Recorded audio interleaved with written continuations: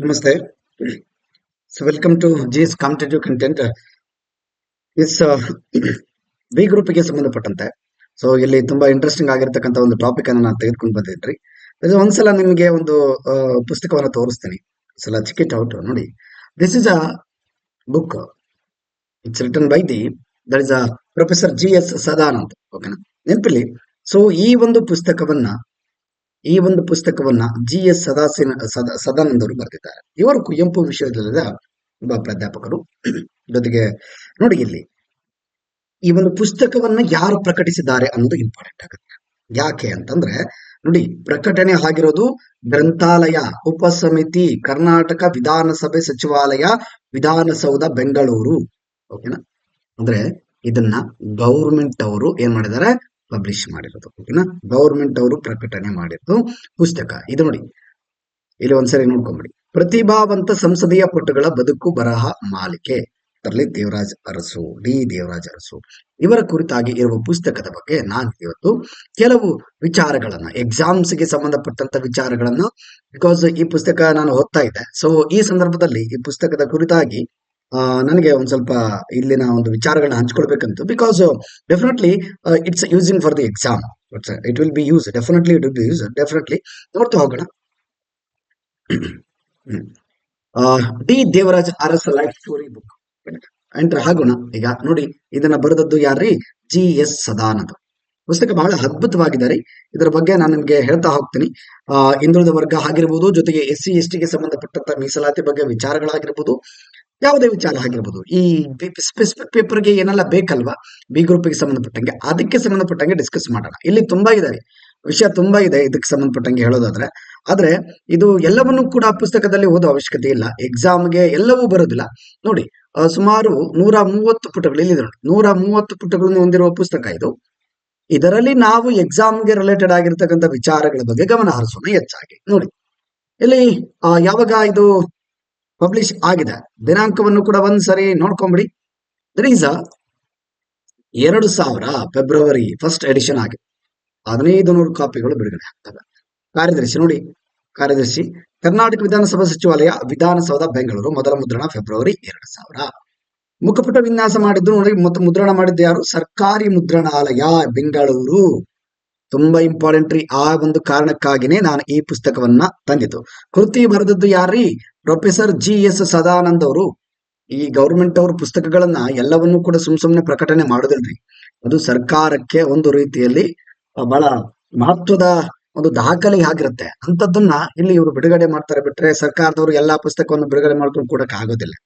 ನೋಡ್ತಾ ಹೋಗೋಣ. ಇದನ್ನ ನಾನು ಒಂದೇ ಪಾಠಲ್ಲಿ ಮುಗಿಸೋದಲ್ರಿ, ಒಂದೇ ಪಾಠಲ್ಲಿ ಮುಗಿಸೋದು ನಿಮ್ಗೂ ಕೂಡ ಬೋರು. ಹಾಗಾಗಿ ನಾನು ಹಂತ ಹಂತವಾಗಿ ಇದನ್ನ ಪಾಠ ಮಾಡ್ತೀನಿ, ಈ ಪುಸ್ತಕಗಳಿರ್ತಕ್ಕಂಥ ಪ್ರಮುಖ ವಿಚಾರಗಳ ಬಗ್ಗೆ.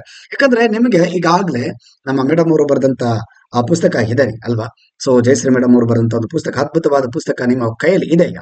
ಸೊ ಅದರಲ್ಲಿ ಸಾಕಷ್ಟು ಮಾಹಿತಿಗಳು ಇದಾವೆ. ನಿಮ್ಮ ಹತ್ರ ಎಕ್ಸಾಮ್ಗೆ ಏನ್ ಬೇಕದು ಇನ್ನೂ ಹೆಚ್ಚಿನದಾಗಿ ಆ ಒಂದು ಕೆಲವು ಸರಿ ಏನಾಗ್ಬಿಡುತ್ತೆ, ಪುಸ್ತಕವನ್ನು ಹೊರತುಪಡಿಸಿ ಕೂಡ ಕೇಳುವ ಸಾಧ್ಯತೆ ಇರುತ್ತೆ. ಇವರಿಗೆ ಸಂಬಂಧಪಟ್ಟಂತವು ಕೆಲವು ಪ್ರಮುಖವಾದ ಗ್ರಂಥಗಳ ಆಧಾರಿತ ಒಂದು ಕ್ವಶನ್ಸ್ಗಳು ಕೂಡ ಬರುವ ಸಾಧ್ಯತೆ ಇದಾವೆ. ಇವಾಗ ಮೊನ್ನೆ ಎಕ್ಸಾಮ್ ಅಲ್ಲೂ ಕೂಡ ಅಂತ ಕ್ವಶನ್ಸ್ಗಳು ಸಾಕಷ್ಟು ಬಂದಿದ್ವಿ ಅಲ್ವಾ.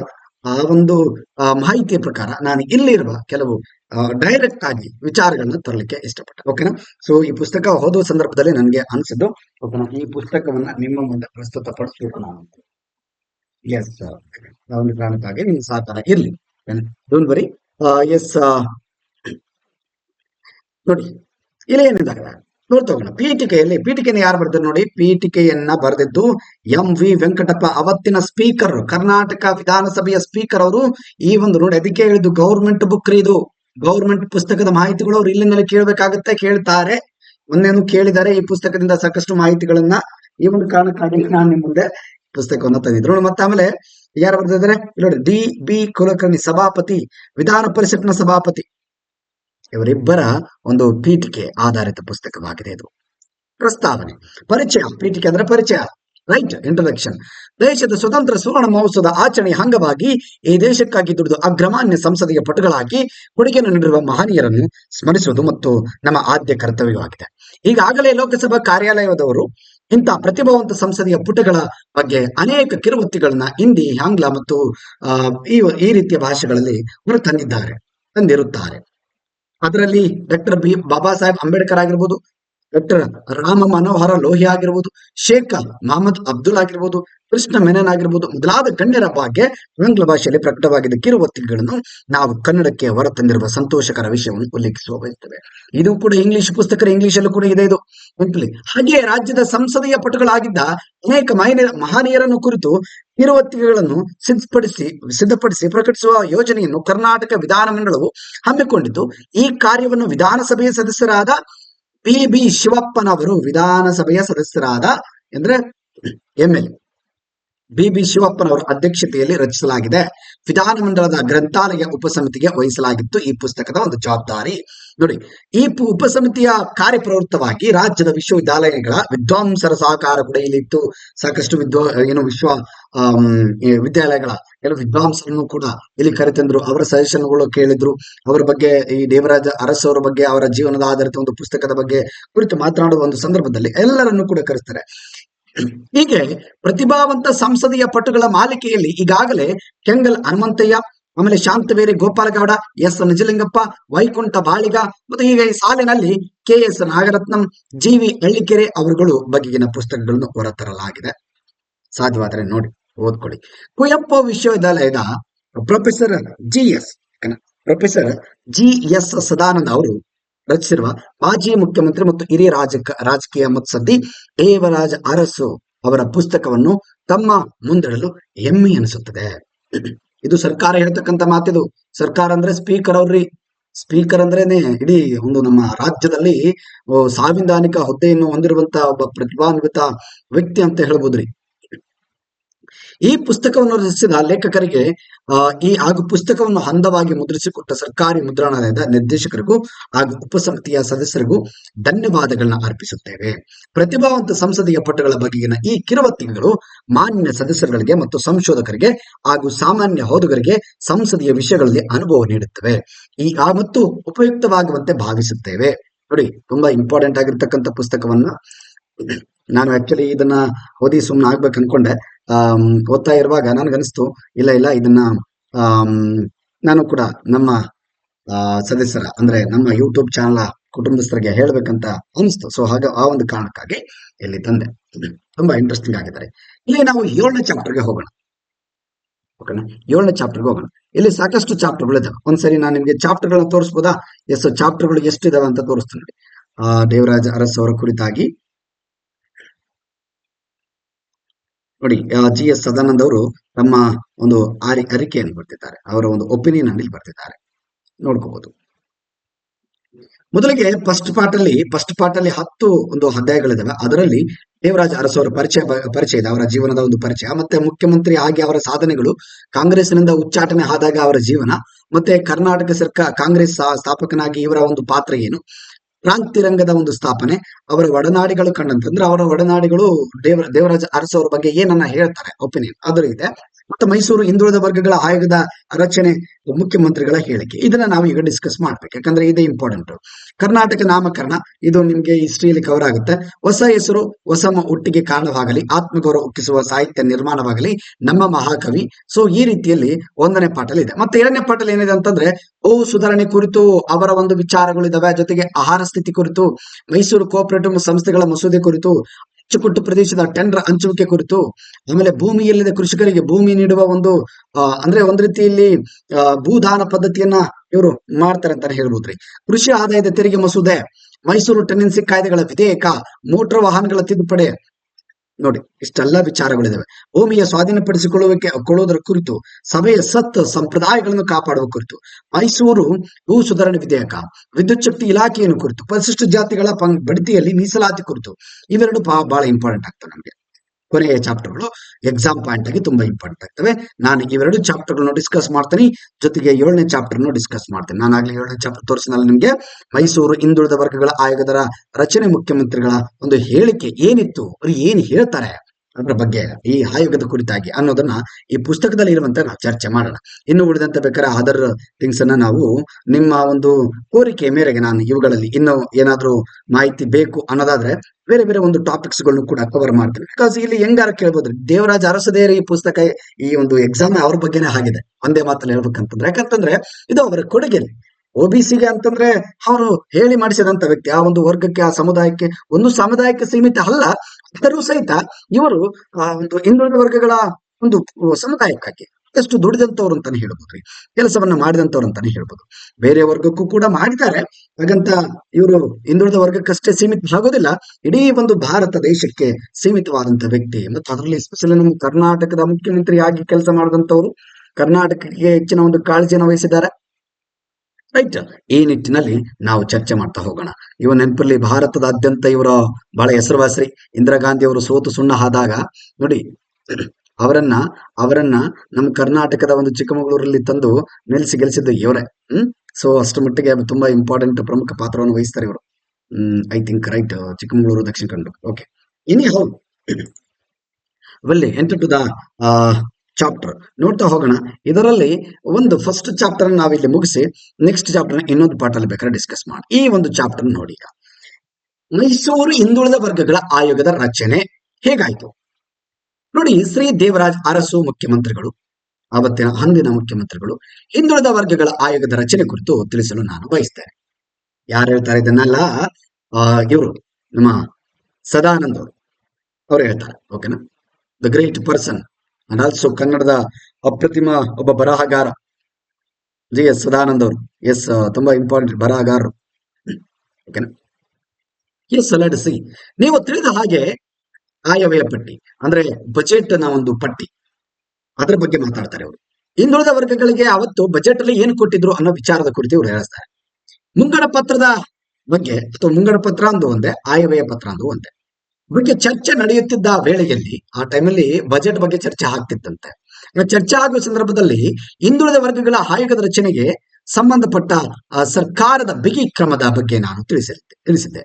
ಓಕೆನಾ, ಅವರು ಅವತ್ತು ಹೇಳಿದ್ರಂತೆ. ಹಾಗೆಯೇ ಇತ್ತೀಚೆಗಷ್ಟೇ ಕೊನೆಗೊಂಡ ಮಂತ್ರಿಮಂಡಲ ಸಭೆಯಲ್ಲಿ ಆಯೋಗ ರಚನೆಯ ತೀರ್ಮಾನವನ್ನು ಕೈಗೊಂಡಿದ್ದೆವು. ಅಂದ್ರೆ ಇದರ ಹಿಂದಿನ ಭಾಗವನ್ನ ಬೇರೆ ಬೇರೆ ಒಂದು ಪಠ್ಯದಲ್ಲಿ ಅಂದ್ರೆ ಅಧ್ಯಾಯದಲ್ಲಿ ಇದೆ. ಓಕೆನಾ, ಅಧ್ಯಾಯದಲ್ಲಿ ಇದೆ. ಸೊ ಅವರು ಹಿಂದೆ ಇದಕ್ಕಿಂತ ಮೊದಲು ಆ ಪುಸ್ತಕದಲ್ಲಿ ಹೇಳ್ತಾರೆ. ಆ ಒಂದು ನಿಟ್ಟಿನಲ್ಲಿ ಇಲ್ಲಿ ಮಾತಾಡ್ತಾರೆ. ಅದರಂತೆ 7 ಸದಸ್ಯರನ್ನು ಒಳಗೊಂಡ ಒಂದು ಹಿಂದುಳಿದ ವರ್ಗಗಳ ಆಯೋಗ ರಚನೆ ಆಯಿತು. ನೋಡಿ ಎಷ್ಟು, 7 ಜನ. ನೆನಪಿರ್ಲಿ, ಮೈಸೂರು ಹಿಂದುಳಿದ ವರ್ಗಗಳ ಆಯೋಗದ ರಚನೆ 7 ಸದಸ್ಯರನ್ನು ಒಳಗೊಂಡಂತೆ ಆಗತ್ತೆ. ನೆನಪಿರ್ಲಿ. ಎಸ್, ಅದರಲ್ಲಿ ಒಬ್ಬರನ್ನು ಚೇರ್ಮನ್ ಆಗಿ ಮಾಡಲಾಗುತ್ತೆ, ಒಬ್ಬರನ್ನ ಚೇರ್ಮನ್ ಆಗಿ, ಜೊತೆಗೆ ಎಂಬುದಾಗಿ ನೇಮಿಸಿ ಹಿಂದುಳಿದ ವರ್ಗಗಳ ಸಮಸ್ಯೆಯನ್ನು ನೋಡಿಕೊಳ್ಳುವಂತೆ ತೀರ್ಮಾನ ಕೈಗೊಳ್ಳಲಾಯಿತು. ನಾನು ಒಂದು ಹೇಳಿಕೆಯನ್ನು ಓದಿದ್ರು. ಜೊತೆಗೆ ಇಲ್ಲಿ ಒಂದು ಪಾಯಿಂಟ್ ಏನ್ ಹೇಳ್ತಾರೆ, ಸಾಮಾನ್ಯ ಆಡಳಿತ ವಿಭಾಗ ಇತರ ಅನೇಕ ವಿಭಾಗಗಳಿಗೆ ನೀಡಬಹುದಾದ ಧನ ಸಹಾಯದ ಕುರಿತಂತೆ ನಡೆದ ಚರ್ಚೆಗೆ ಪ್ರತ್ಯುತ್ತರವಾಗಿ ಮತ್ತು ಸರ್ಕಾರದ ಹಿಂದುಳಿದ ವರ್ಗಗಳ ಆಯೋಗ ರಚನೆಯ ಅಂಶವನ್ನು ಆಸಕ್ತಿಯಿಂದ ಪರಿಶೀಲಿಸುತ್ತಿದೆ ಎಂದು ಸೂಚಿಸಿದ್ದೆ.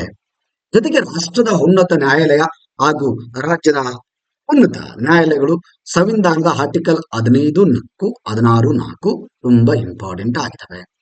ಈ OBCಗೆ ಸಂಬಂಧಪಟ್ಟಂತೆ ತಿದ್ದುಪಡಿಗಳನ್ನ ಈ ಆರ್ಟಿಕಲ್ ಅಲ್ಲಿ ತುಂಬಾ ವಿಶೇಷವಾಗಿ ತರ್ತಾರೆ. 15(4), 16(4) ಈ ಪ್ರತಿ ಸಲ ರಿಪೀಟೆಡ್ ಆಗಿರ್ತಕ್ಕಂಥ ಒಂದು ಟಾಪಿಕ್ಸ್ ಇವು. ಎಲ್ಲ ಕಡೆ ಕಾಯ್ದೆಯಲ್ಲೂ ರಿಪೀಟ್ ಆಗಿದಾವೆ, ಬೇರೆ ಬೇರೆ ವಿಷಯಗಳನ್ನ ಓದ್ತೀವಿ ಅಲ್ಲೂ ಕೂಡ ರಿಪೀಟ್ ಆಗಿದಾವೆ, ಕೆಲವು ಸ್ಕೀಮ್ಗಳಲ್ಲೂ ರಿಪೀಟ್ ಆಗಿದಾವೆ. ಈ ಒಂದು ಆರ್ಟಿಕಲ್ಗಳು ನಿಮಗೆ ಕಂಠಪಾಠ ಆಗಿರ್ಲಿ. ಉದ್ದೇಶದಿಂದ ಹಿಂದುಳಿದ ವರ್ಗಗಳನ್ನು ನಿರ್ಧರಿಸಲು ನಿರ್ದಿಷ್ಟವಾದ ಆಧಾರವನ್ನು ಅಂದ್ರೆ ಅಳತೆಗೋಲನ್ನು ಅನ್ವಯಿಸಬೇಕೆಂದು ಅಂಶವನ್ನು ಗಮನಿಸಿದೆ. ನಿರ್ಧರಿಸಲ್ಪಟ್ಟ ಯಾವುದೇ ಆಧಾರವಾಗಲಿ ಹಿಂದುಳಿದ ವರ್ಗಗಳ ಯಾದಿಯಾಗಲಿ ಕಾಲಕಾಲಕ್ಕೆ ಪುನರ್ ಪರಿಶೀಲಿಸಲಾಗಿಲ್ಲ. ಸೂಕ್ತ ಆಧಾರವನ್ನು ಅಂದ್ರೆ ಅಳತೆಗೋಲನ್ನು, ಒಂದು ಪ್ಲಾನ್ ಅಂತ ಅರ್ಥ, ಒಂದು ಮೇಜರ್ಮೆಂಟ್ ಅನ್ನ ಮಾಡ್ಕೋಬೇಕ್ರಿ. ಈ ಹಿಂದುಳಿದ ವರ್ಗಕ್ಕೆ ಸಂಬಂಧಪಟ್ಟಂತ ಏನೆಲ್ಲ ಅಭಿವೃದ್ಧಿ ಮಾಡ್ಬೇಕು ಅನ್ನೋ ವಿಚಾರಕ್ಕೆ ಸಂಬಂಧಪಟ್ಟಂಗೆ ಇವ್ರು ಮಾತಾಡ್ತಾರೆ. ನಿರ್ಣಯಿಸಲು ಹಿಂದುಳಿದ ವರ್ಗಗಳ ಯಾದಿ ತಯಾರಿಸಲು ಸವಿವರವಾದ ಅಧ್ಯಯನ ಅವಶ್ಯಕವಾಗಿದೆ. ಸುಮ್ನೆ ಎಲ್ಲರಿಗೂ ರಿಸರ್ವೇಶನ್ ಕೊಡಕ್ಕಾಗದಲ್ಲ, ಸುಮ್ನೆ ಅವ್ರ ಅಭಿವೃದ್ಧಿ ಮಾಡಕ್ಕಾಗೋದಿಲ್ಲ. ಏನ್ ಅಭಿವೃದ್ಧಿ ಆಗಬೇಕು, ಅಧ್ಯಯನ ಮಾಡ್ಬೇಕಲ್ವಾ? ಏನ್ ಅಭಿವೃದ್ಧಿ ಆಗ್ಬೇಕಂತ ತಿಳ್ಕೊಳಕ್ಕಾದ್ರೂ ನಾವು ಅಧ್ಯಯನ ಮಾಡ್ಬೇಕ್ರಿ ಅವ್ರ ಬಗ್ಗೆ, ಇಲ್ಲಾಂದ್ರೆ ಆಗೋದಿಲ್ಲ. ಯಾವ್ದು ಗೊತ್ತಾಗುತ್ತೆ? ಈಗ ಜನಗಣತಿ ಆಗಿಲ್ಲ ಅಥವಾ ಜನಗಣತಿ ಆಗೋದಿಲ್ಲ, ಅವ್ರ ಬಗ್ಗೆ ಸರ್ವೆ ಮಾಡೋದಿಲ್ಲ, ಯಾರ ಬಗ್ಗೆನೂ ಇಲ್ಲಿ ಉಲ್ಲೇಖ ಆಗೋದಿಲ್ಲ ಅಂತಂದ್ರೆ ನಾವು ರಿಸರ್ವೇಶನ್ ಕೊಡೋದು ಹೇಗೆ ಅನ್ನೋ ಒಂದು ಮಾತನ್ನ ಅವ್ರು ಹೇಳ್ತಾರೆ. ಸುಮ್ನೆ ಎಲ್ಲರೂ ಅಭಿವೃದ್ಧಿ ಅಂತಂದ್ರೆ ಹೇಳಕ್ಕಾಗಲ್ಲ. ಸಂಖ್ಯೆ ಬೇಕಾಗುತ್ತೆ, ಎಷ್ಟು ಜನ ಅದರಲ್ಲಿ ಅಭಿವೃದ್ಧಿ ಹೊಂದಿದ್ದಾರೆ, ಯಾವ ಒಂದು ಸಮುದಾಯಕ್ಕೆ ಹೆಚ್ಚಿನ ಆದ್ಯತೆ ಕೊಡಬೇಕು, ಯಾವ ತರದ ಸ್ಕೀಮ್ಗಳನ್ನ ತರಬೇಕು, ಈ ವಿಚಾರವಾಗಿ ಹೇಳ್ತಾರೆ. ಎಸ್, ಆಮೇಲೆ ನೋಡಿ, ಅವಶ್ಯಕವಾಗಿದೆ. ಆದ್ದರಿಂದ ಕೆಳಕಂಡವರನ್ನೊಳಗೊಂಡ ಒಂದು ಹಿಂದುಳಿದ ವರ್ಗಗಳ ಆಯೋಗವನ್ನು ರಚಿಸಲು ತೀರ್ಮಾನಿಸಿದೆ.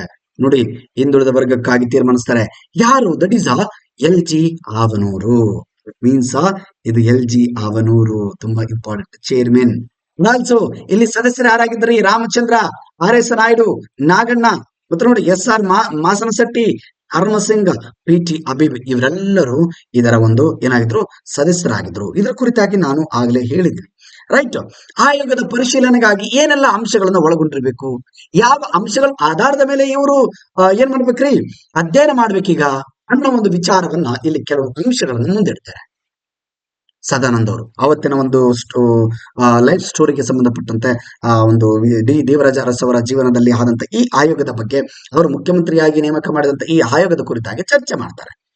ಸೊ ಆಯೋಗದ ಪರಿಶೀಲನೆಗೆ ಒಳಪಡುವ ಅಂಶಗಳು ಯಾವ್ಯಾವು ಅಂತ ಟರ್ಮ್ಸ್ ಆಫ್ ರೆಫರೆನ್ಸ್ ಅಂತ ಹೇಳ್ತೀವಿ. ಯಾವೆಲ್ಲ ರೆಫರೆನ್ಸ್ ಅನ್ನು ಮಾಡ್ಬೇಕು ನೋಡಿ. ಈ ಒಂದು ಆಯೋಗದ ಪರಿಶೀಲನೆ ಅಂಶಗಳು ರೆಡಿ ಆಗಿದ್ದು ವಿಧಾನಸಭೆ ಕಲಾಪದಲ್ಲಿ 14/7 ಅಂದ್ರೆ ಜುಲೈ ತಿಂಗಳ 14ನೇ ತಾರೀಕಿನಂದು 1977ರಂದು ಈ ಒಂದು ಅಂಶಗಳನ್ನ ವಿಧಾನಸಭೆಯ ಒಂದು ಸೆಷನ್ ನಲ್ಲಿ ಚರ್ಚೆ ಮಾಡಲಾಗುತ್ತೆ.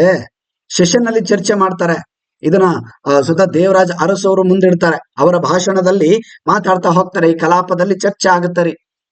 ಹಿಂದುಳಿದ ಜಾತಿ ಪಂಗಡವನ್ನು ಹೊರತುಪಡಿಸಿ ರಾಜ್ಯದಲ್ಲಿನ ಯಾವುದೇ ವರ್ಗದ ಜನರು ಸಾಮಾಜಿಕವಾಗಿ, ಶೈಕ್ಷಣಿಕವಾಗಿ ಹಿಂದುಳಿದ ವರ್ಗಗಳೆಂದು ತೀರ್ಮಾನಿಸಲು ಅಳವಡಿಸಬಹುದಾದ ಆಧಾರ ಅಂಶಗಳನ್ನು ಸೂಚಿಸಬಹುದು.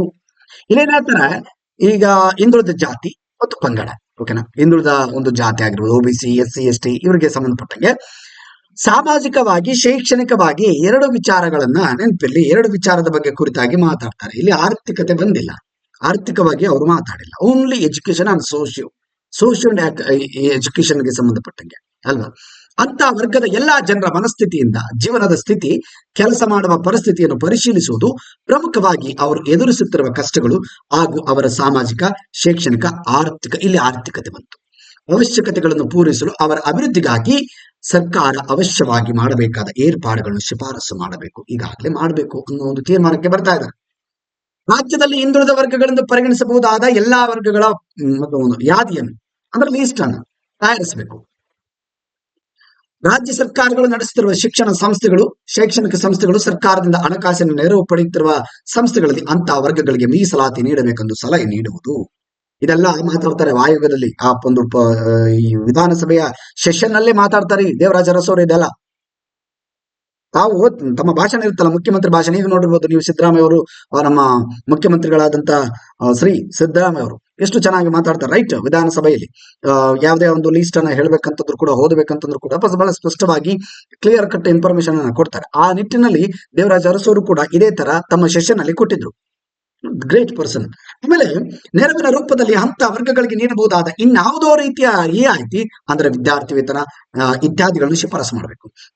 ಬರೀವರಿಗೆ ಮೀಸಲಾತಿ ಕೊಡೋದಷ್ಟೇ ಅಲ್ಲ, ಬದಲಿಗೆ ಡಿಸ್ಕೌಂಟ್, ಅಂದ್ರೆ ಇಲ್ಲಿ ಒಂದು ಸ್ಕಾಲರ್ಶಿಪ್ ಅನ್ನು ಕೊಡ್ಬೇಕ್ರಿ. ಈಗ ಸಾಕಷ್ಟು ಸ್ಕೀಮ್ಗಳಿದಾವ್ರಿ, ಅರಿವು ಅಲ್ವಾ, ಆಮೇಲೆ ಗಂಗಾ ಕಲ್ಯಾಣ ನೋಡಿದ್ವಿ, ಕೆಲವು ಕೃಷಿಗೆ ಸಂಬಂಧಪಟ್ಟಂಗೆ ಅರಿವು ಶಿಕ್ಷಣ ಸಾಲ ಯೋಜನೆ, ಜೊತೆಗೆ ಈಗ ವಿದ್ಯಾನಿಧಿ ಇದೆ ಅಲ್ವಾ, ಸೊ ಅದು ರೈಟ್. ಆಮೇಲೆ ನೋಡಿ, ರಾಜ್ಯದಲ್ಲಿ ಇಲ್ಲಿ ನೋಡಿ, ಇಂತಹ ವರ್ಗಗಳ ಎಷ್ಟು ಮಟ್ಟಿಗೆ ಸರ್ಕಾರಿ ಸೇವೆಗಳಲ್ಲಿ ಪ್ರತಿನಿಧಿಸಲ್ಪಟ್ಟಿವೆ ಎಂಬುದನ್ನು ನಿರ್ಧರಿಸುವುದು ಮತ್ತು ಎಷ್ಟು ಸ್ಥಾನಗಳನ್ನು ಅಂತ ಸೇವೆಗಳಲ್ಲಿ ಮೀಸಲಾತಿ ನೀಡಬಹುದು ಶಿಫಾರಸು ಮಾಡುವುದು.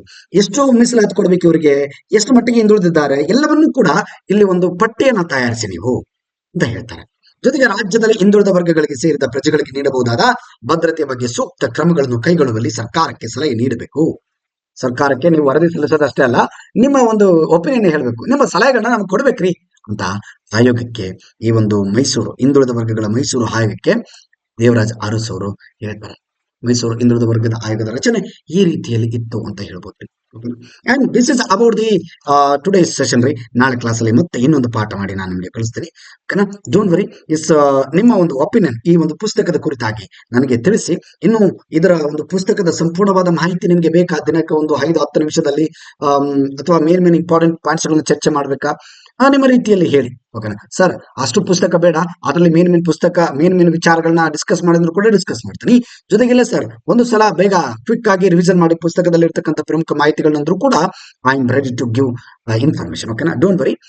ಸಪೋರ್ಟ್ ಮಾಡ್ತಾ ಇರಿ. ಅಂಡ್ ಆಲ್ಸೋ ನೀವು ಒಪಿನಿಯನ್ ಡೆಫಿನೆಟ್ಲಿ ದಯವಿಟ್ಟು ಹೇಳ್ತಾ ಇದ್ದೀನಿ, ನಿಮ್ಮ ಒಂದು ಒಪಿನಿಯನ್ ಅಲ್ಲಿ ಕಮೆಂಟ್ ಅಲ್ಲಿ ತಿಳಿಸಿ, ಲೈಕ್ ಮಾಡಿ, ನಿಮ್ಮ ಫ್ರೆಂಡ್ಸ್ಗೂ ಶೇರ್ ಮಾಡಿ. ಡೆಫಿನೆಟ್ಲಿ ಹೇಳ್ತೀನಿ, ಈ ಪುಸ್ತಕದ ಮಾಹಿತಿ ಮುಂಬರುವ ಯಾವುದೇ ಎಕ್ಸಾಮ್ ಅಲ್ಲಿ ಯೂಸ್ ಆಗುವಂತದ್ದು. ಆ ಕಾರಣಕ್ಕಾಗಿ ಹೇಳ್ತಾ ಇದ್ದೀನಿ. ಎಸ್ಪೆಷಲಿ ಎಚ್ ಕೆ ಒಂದು ಭಾಗದ ಈ ಎಕ್ಸಾಮ್ ಇದೆ ಎಚ್ ಕೆ ಮುಂದೆ ಮತ್ತೆ ಈ ತರದ ಒಂದು ಗ್ರೂಪ್ ಬಿ ಎಕ್ಸಾಮ್ಗೆ ಸಾಕಷ್ಟು ಯೂಸ್ ಆಗುತ್ತೆ ಈ class. Okay, thank you very much and have a nice day.